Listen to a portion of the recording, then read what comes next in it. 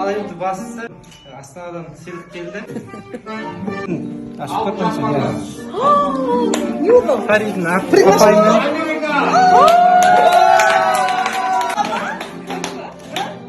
Фаридың апайына сыйлық келді. Америкаға 2 университет, Лондонға университет грантқа түсті.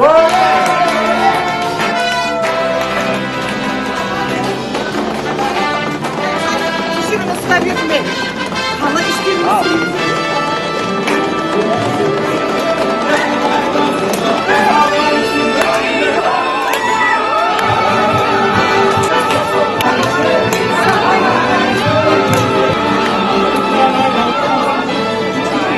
Teşekkür ederim.